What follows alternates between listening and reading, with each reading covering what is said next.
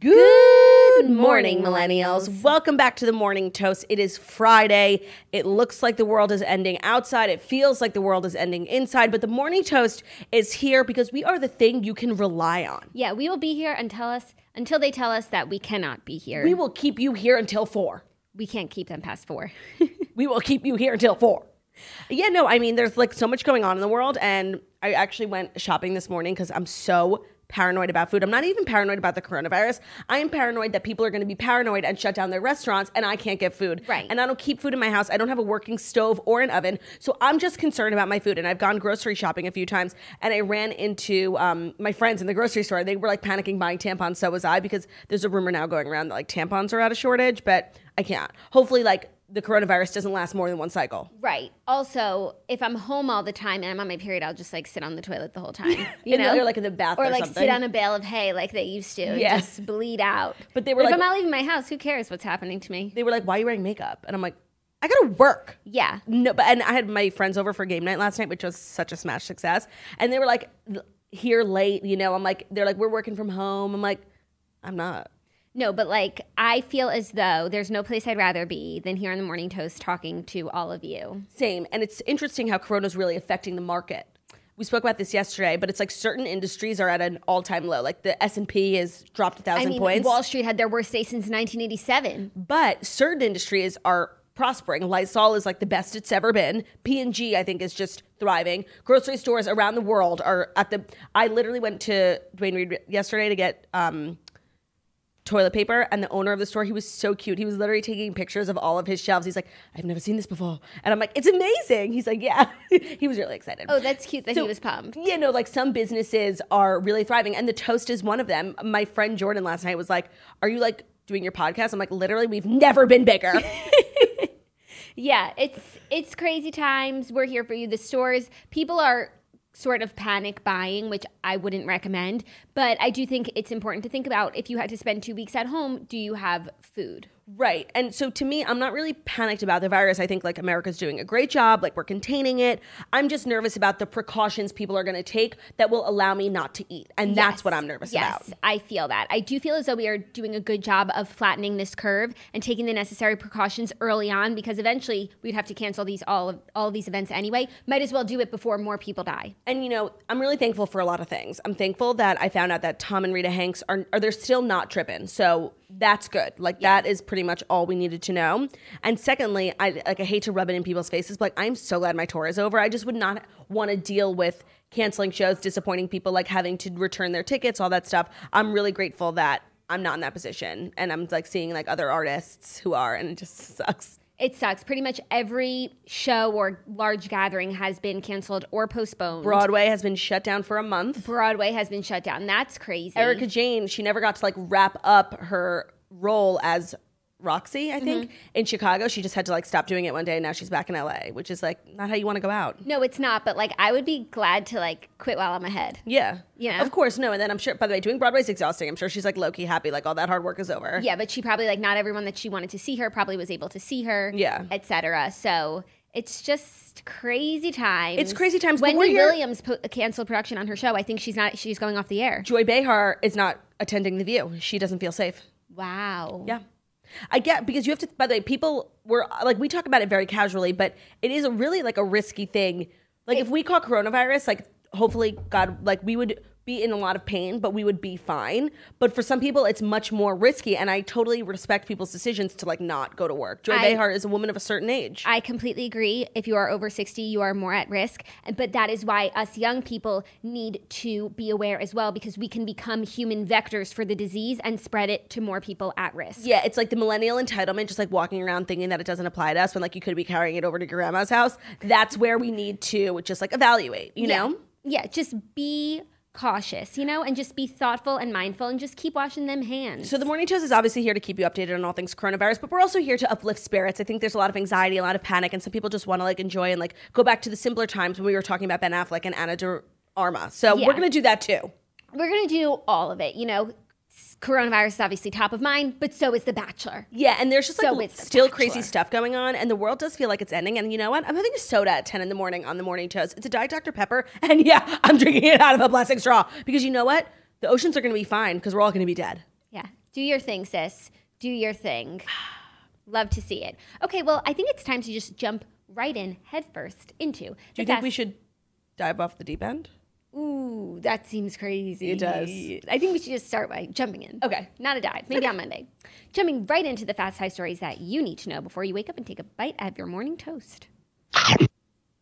Yep, that's true, Jackie. It's very true. Yep. And as always, due to regular scheduled programming, today's episode is brought to you by ZipRecruiter. They send your job application to over 100 top job sites, and they don't stop there. They have a powerful matching technology. ZipRecruiter can scan thousands of resumes to find people with the right skills and experience for your job listing, and it actively invites them to apply. You can even add screening questions to your job listing so you can filter candidates and focus on the best one. ZipRecruiter is so effective that 4 out of 5 employers who post on ZipRecruiter get a quality candidate within the first day. 68% of employers have raised their wages, according to ZipRecruiter research, and nearly 3/4 of their employers say they're finding it difficult to find open positions. So now's the time, you guys. You could try ZipRecruiter for free. Our listeners can go to ZipRecruiter.com/toast. That's ZipRecruiter.com/TOAST. If you're looking for, a graphic designer, whatever it is, you need someone, ZipRecruiter's got you. They'll send your job application to hundreds of candidates, invite them to apply, and you can find the Claudia to your Jackie, the Jackie to your Claudia. You looking for a co-host? You never know. ZipRecruiter.com/toast. It's the smartest way to hire. And if you want to try it for free, you got to go to ZipRecruiter.com/toast. ZipRecruiter, the smartest way to hire. Thank you for sponsoring today's episode, ZipRecruiter. We see you and appreciate you. Sign on. Hire smartly. Okay, first episode. Story. Excuse me. I'm sorry. Do you feel okay? I feel okay. I'm sorry. First story, The Bachelor's Peter Weber and Madison Prewett have ended their relationship 2 days after the dramatic finale. We've been waiting for them to Bachelor. post something on Instagram, follow each other, something. Instead, they both posted PR person approved statements. Peter saying, Maddie and I have mutually decided to not pursue our relationship any further. They both thanked ABC and the women and the men and the journey. And they are going their separate ways. Makes me think, were they even together and after the final rose? Yeah, no, it was all very boring. I didn't even get excited about this because I should have been. It was an update about something I'm interested in, but it was all very calculated. And I had thoughts on The Bachelor. And let's role play for a minute. We believe everything that happened on After the Final Rose. Of course, Maddie and Peter were never going to work out. And honestly, I commend them for not even giving it a chance because when the relationship with your in-laws is so toxic, it's never going to work. Yes, of course they were never going to work out. But the way they were talking on the show, love conquers all, we will get past this. You tried 2 days of dating. If we're really believing everything that we saw on the show, this makes no fucking sense. You tried to date for 2 days and you couldn't even fucking hack it. Love conquers nothing. Right. So I'm just now more confused than ever about what actually went down. And I feel as though we're never going to find out. And I don't know. I feel like the way I felt about Maddie is maybe not what I should be feeling. So obviously everyone's talking about how she was hanging out with Selena Gomez last night. Everyone's quarantined. And then she went to Walmart with Selena Gomez, picked up a couple board games, and then played them in her living room. Now, I would like to assess how we think this came to be because I see it as this. All these celebrities are now watching The Bachelor, the Kardashians, whatever. Selena Gomez, similar to how Gigi Hadid just saw Tyler C and was I can have anyone I want. I choose him. He's handsome, whatever. I want a nice guy. Right. I want a handsome, tall, regular American dude. I totally see how that could have come to fruition. I think similarly, Selena Gomez saw Maddie on The Bachelor and was you know what? I am in this new place in my life. Remember, she took that long break. No one really knows what she did, but I'm pretty sure she got sober. Maddie is this really faith-based person who doesn't drink. She could be a really good influence in Selena's life. And I feel like Selena just saw it and was oh, I want that friend. Yeah, no, or I think Selena saw her on TV and was just felt a kinship towards her, probably reached out and was you go girl, I'm rooting for you, blah, blah, blah. And they had some DM exchanges and then realized they were in the same city and been let's play some board games. Yeah, I think that it's obviously very genuine how the friendship came to be. I think they have a lot in common. But it does make me just think differently about Maddie, Yeah. Because there have been 2 storylines here. But when Selena Gomez calls, you answer the call. So people are she was always thirsty. We knew it on the show and now we're confirmed. But what was she's not going to hang out with Selena Gomez just to make you happy? She was thirsty. If she was thirsty, she would have been thirsty for the Instagram followers, the ads that follow suit, never having to get a 9-to-5 job for the rest of her life. I think the Selena Gomez level of it all is not anything that she expected. Like, I don't think Tyler C ever went on The Bachelor expecting to come out dating Gigi Hadid. No, and now things like this, things like Kim Kardashian posting that she loves Hannah Ann, Selena Gomez hanging out with Maddie, and Gigi dating Tyler C. Like, it is going to create a new breed of thirst monsters to come on the show. And I think that the Claire Crawley of it all might put a brief pause to that, which I'm excited about. I don't know. Her guys seem like the same old batch of guys, even if it had been Hannah Ann as the Bachelorette. Yeah. It doesn't seem like anything was really changed. It's just, I can't believe we're now 3 seasons in a row with no real ending and no couple. No, we have Colton and Cassie still. Oh, right. But no engagement. No engagement. And now we're 2 seasons in a row of no relationship at all, which is so crazy. So crazy and so weird. And I feel like back in the day, they used to fake it. Like, I always think of Chris Soules and Whitney, who were like literally the least compatible people in the world. And they broke up fairly shortly after, but still, it was 6 months. Like, now we're 2 months. We can't even do 2 days? Yeah. We can't even do 2 days. So I'm just confused. Like, what's going on? Yeah. I think it also has to do with, like, the rise of social media. Like, Chris Soules and Whitney, like, there was Instagram. They probably posted once in a while. But now it's like we follow everyone's life 24 hours of the day. And, like, if Maddie wants to hang out with Selena Gomez, but she's still supposed to be dating Peter, like, why isn't Peter there? Right. And now we start to ask these questions. They just want to move on with their lives. Yeah, they just have to be more transparent if they want to be able to move on and not have to, like, be seen with each other. Yeah, it's just all so strange to me. And to me, like, Peter was top 2 of the worst bachelors I've ever watched. Yeah. Do you think we will continue to feel that way? Or when you're watching it, you're always like, he's the worst, you know? I think when you're watching it, you're always because hard people on said them. that about Ari. Yeah, you're always hard on them. Even Colton, who I used to love him on Becca's season. Remember, I wanted to send Snitch on his season, and then on his season, I still kind of liked him, but I liked him much, much less. Yeah. The same goes for JoJo. Whenever someone is the lead, like, you start to disagree because you can't agree with everything that they do. Sometimes you really, like, I fell in love with Caitlin Bristow. I thought she was the best Bachelorette. Like, she was fucking cutthroat. She had no time for anyone's bullshit. She would literally be in the middle of the day and be like, you know what, I'm not feeling this. You should go home. Yeah. I love that. I feel the same about Rachel Lindsay. Same. But yeah, I do think it's almost impossible to just be what everyone wants you to be, especially when the edits come in, because then they might edit someone for a Bachelorette edit and you're like, why isn't the lead picking this person? Right, like towards the end, it starts to be, it's not about Peter anymore. It's about who they're editing, charming for the nation. For the nation, for Bachelor in Paradise. So then you don't understand why he's picking certain people when it's not even, when what you're seeing isn't what he's seeing. Totally. So it just becomes, but then when you get, like, if he makes his choice and sticks with it and it's a year later and they're married and they have a baby, we have absolutely no choice but to stand. And that's what happens. I think nobody got more negative comments, just had people fucking hated Ari and Lauren because they felt like they were the villains and Becca was the victim, even though, like, Ari did everything right and gave Becca that Bachelorette ship on a silver platter, and she ended up meeting the love of her life. So, like, everyone should be happy there. But people were so mean to Ari and Lauren and took a really, really long time. They literally had to, like, get married, have a kid, and, like, become grandparents in order for people to think that they were real. And I think people are still really hard on them, but they eventually came, like, now they're well loved by everyone. But they got so much shit. Yeah, they did. But, you know, he made a really big fucking mistake. Yeah, for sure. But people make mistakes, and it's always how you handle it that says more about you, and I thought he handled it very gracefully. He did, but that's a really big mistake to make, like proposing to the wrong girl when the right one was just standing in front of you waiting to be proposed to. Of course. It wasn't even like a Peter situation. And it was so obvious that she was the winner. Yeah, and also I think Ari had 2 girls in front of him who like loved him and wanted to marry him, whereas I think Peter had Hannah Ann and Maddie, neither of whom wanted to be engaged. Right, so at the end of the day, I fault Peter because to me, he made the wrong decisions in the sense that not that there's anything wrong with them, but the 2 girls he ended up with at the end were not the girls for him for a million different reasons. Like the fact that he had all these girls, he had Kelsey, he had Kelly, and he still ended up with Hannah Ann and Maddie. Nothing wrong with them, just they're not for him. So to me, that's why he's not because he made the wrong choice. Because as it whittled down, Victoria F was there after Kelly. They're not for him if he's the man that he's saying he is, which is someone who wants to get married. Yeah. But if he's someone who just like wants to be a +1 at Revolve Festival, then they are certainly which I did not get that vibe from him. No, but now I'm getting that vibe. Everyone's like saying crazy shit about him, and like I don't believe some of the wilder things that I've heard. What, that he got Kelly pregnant?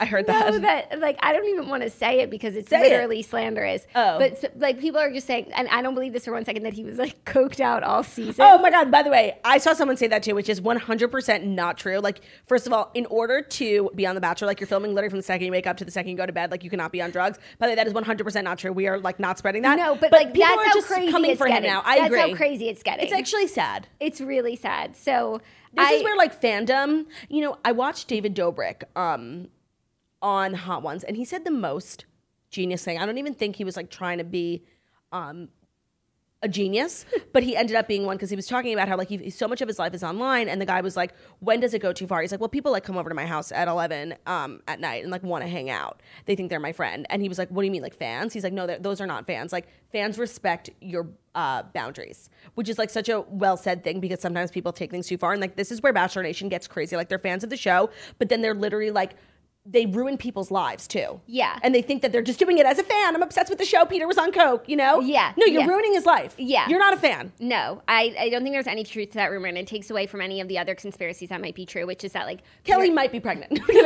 No, which is that like Peter and Kelly are in a relationship, but then Nick Viall posted yesterday that Kelly is not with Peter, and like it was giving me the vibe that maybe she's with him. No, of course. And Kelly was in a picture with Nick, and Chris Harrison was over there commenting, loved seeing you two get so cozy last night. Oh my God, and then he's he wrote, such a shit then starter. He wrote, here for it.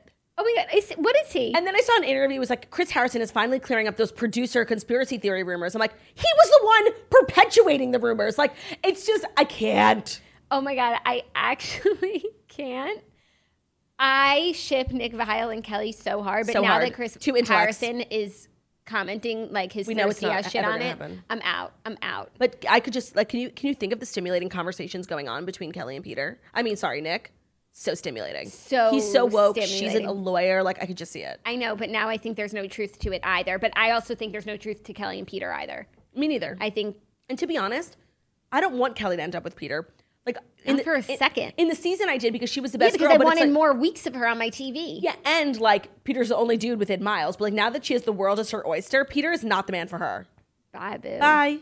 Okay, next story. Bachelorette star Tyler Cameron returns to work after his mother's death. That's great. Yeah, the reality star returned to New York on Thursday for modeling work and made it a family affair by bringing along his younger brother, Ryan Cameron, who also took part in the shoot. I was watching his Instagram stories and he posted on his feed, and they just like seem like they're having a good time. I'm glad that they're with their families too. Yeah, I didn't expect him to come back to work so quickly, but I'm sure he has like so much waiting for him because this is like the busiest time in his life. And it's truly, I think, I don't know her, but what his mom would have wanted. Right. So I'm happy that they're spending time together and that he's getting back to it. He's such a P-Jom. Like, I really love him. And I just want him, like, to have all the success, money, fame. Like, I just want it all for him. Me as well. But you did see that Hannah Brown was, like, spotted with him at the mall in Florida. Yeah. I don't think they're dating, but she's just being a good friend. Yeah. But I think that was also before she got the news that him and Maddie broke up. So now she's in LA. Right. I just personally, like, I'm done with Hannah Brown. Like, I'm absolutely done with her. And the more that I think about it, her and Peter are genuinely perfect for one another. And I really do hope that in some way or another, you know, in time, they find their way back to each other because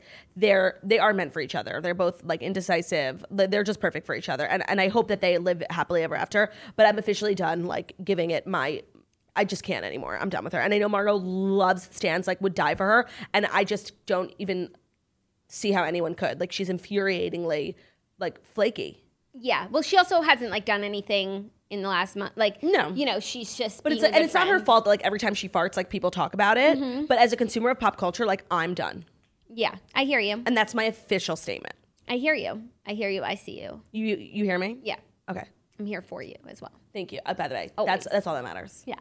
Okay, next up, a little coronavirus news. Broadway is shutting down all productions over coronavirus pandemic. Crazy. Telecharge will automatically refund purchased tickets for performances between March 12th and April 12th.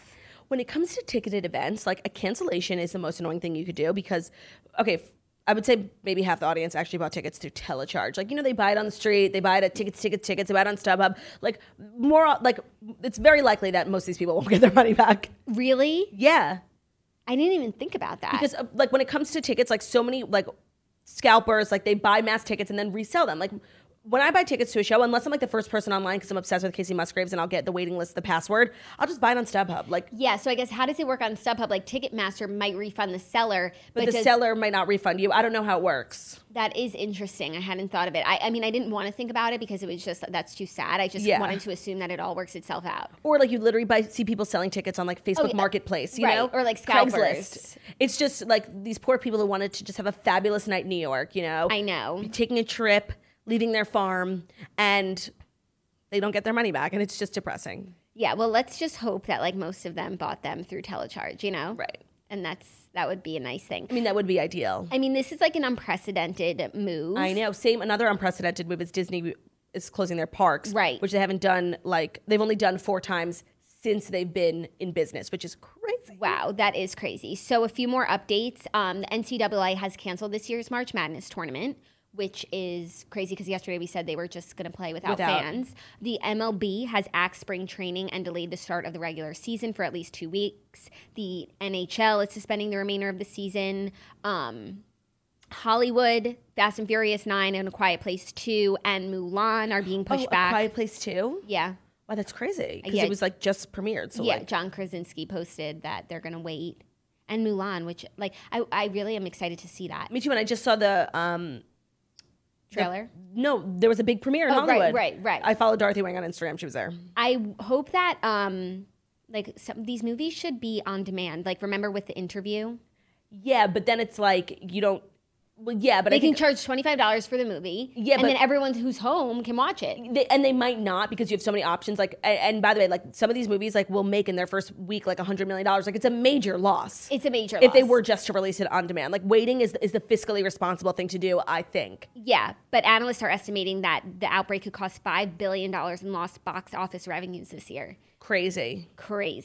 So those are the latest updates. I just don't feel bad for like Hollywood, you know, like them and their at least they have $5 billion to lose. You know, like I think the coronavirus is going to end up affecting like small businesses more than anything else. Yeah, and hourly wage workers who aren't being able to work. So I watched a press conference interview where Mark Cuban was asked about what he's going to do, and he said we're trying to get. He said it's not too early to have any details, but we're trying to get a program in place where people still get compensated for those hours, but instead of working, maybe they'll volunteer like. Something like they're working on it, which I thought was great. And Kevin Love decided to donate $100,000 to the Cavaliers like arena staff, which is so cool. I think more players should step up and do that. Yeah, to the King Charles Cavaliers. Yeah, the best and most important team. Next up, a story in a bit of podcasting and First Amendment news. Oh my God, this is so fabulous. Heather McDonald scores victory in Jim Bellino defamation lawsuit. Heather McDonald was granted her request to have Jim Bellino's defamation lawsuit against her dismissed per Orange County Superior Court documents obtained by Page 6 on Thursday. The podcaster argued that she was within her First Amendment rights when she hosted the live Juicy Scoop podcast taping with Tamara and Shannon, with her lawyer filing an anti-SLAPP motion to plead her case. The judge agreed with McDonald in a preliminary ruling, which was made permanent earlier this week. She said, she's really happy. I feel in a much better state now that we have an actual ruling in our favor. So we knew about this lawsuit a bit from Real Housewives of Orange County and how it was affecting Shannon and Tamara, but we didn't even stop to consider how Heather McDonald might be involved. And she did like a short interview with with Page 6, and I read it, and it was really, really sad. She was like, you don't know what it's like. Like, I live in a regular house. Like, someone literally just came up to my door and served me. And she said, like, she literally hasn't slept since then. She's been having panic attacks. Like, she's a mom. Like, she has a business to run and like kids to feed, and this lawsuit has been like running her dry, and it's so sad. And you obviously hear so much about like Shannon and the bills, but you know, like Shannon and Tamara are TV stars. Like Heather is running a business. And so why this is a big deal is because like when, let's say like John Oliver or like James Corden were to get sued, they're protected as like freedom of the press. But like a podcast is like this weird new medium. And so like this is the first time, whereas like if let's say we ever were to get sued, we could point to her lawsuit as like precedent in the law. Yeah, we're big on precedent here. Huge. She's a trailblazer. By the way, she's a trailblazer in podcasting, and I've always said that she was like the first one to start podcasting about reality TV. And now she's like a legal predecessor. Yeah, she's gonna be like in the books. But like Jim Bellino's a little shit. I'm sorry. I hate him so much. Like if you're gonna go on reality TV and be an asshole, like you have to accept the fact that like people are going to talk shit about you. Right, and so he You didn't can't sue everyone. Like, you chose this public life for yourself. He lost to Shannon and ended up having to pay her legal bills of $140,000. So like when you decide to take on a case, your lawyer advises you like what your odds are. Like what does the law say? Like things can go wrong, but you're more than likely. So he must have known he wasn't likely to win this Heather McDonald or the Shannon Bedora case, but he still did it because he had the money and means to like basically like financially bully these women, and he's just like a little asshole. Yeah. We should be careful about what we say about him. I literally never want to speak about him on this show, like for a million reasons, and this is just another one. In Andy's book, he talks a lot about house husbands who call him when their wives get fired off the show, saying that they all like quit their jobs, put all their eggs in this basket, and he never names names, but in the book, I really got the vibe that when he was talking about like the house husband who literally called him sobbing, that it was Jim Bellino. Oh, God. But he didn't say who. No. Wow. It was just my guess. Well, I'm really happy for her. Me too. This is so fabulous. Like, I'm so glad that this is over for her. Obviously, Jim Bellino appealed, but she said she's not worried about it. Like, it's a nothing. Peace out. Okay, fifth and final story. A little sad. Biz news. Sporting goods chain Modell's is closing its remaining stores. Oh my God. By the way, I have heard this story like 500 have? times. They have been for the last 10 years. It's like a scheme. Going out of business, go shop at Modell's. Stop. Because I swear we've reported on this multiple times. And I have a special place in my heart for Modell's because of that Undercover Boss episode where he went on. Of course, we all do. Not once, but twice, and ended up giving someone a house. So I stan the Modell. I think they're a family. Yeah, they are. But oh, you're saying that this isn't I've just heard this like a million times. Okay, well, Modell's Sporting Goods, for people who are hearing it for the first time, Modell's the century-owned, family-owned sporting goods chain has filed for Chapter 11 bankruptcy and will be closing its remaining 100-plus stores. Wow, they still had 100 stores. Mm-hmm. It becomes the latest traditional retailer to succumb to a fast-changing environment.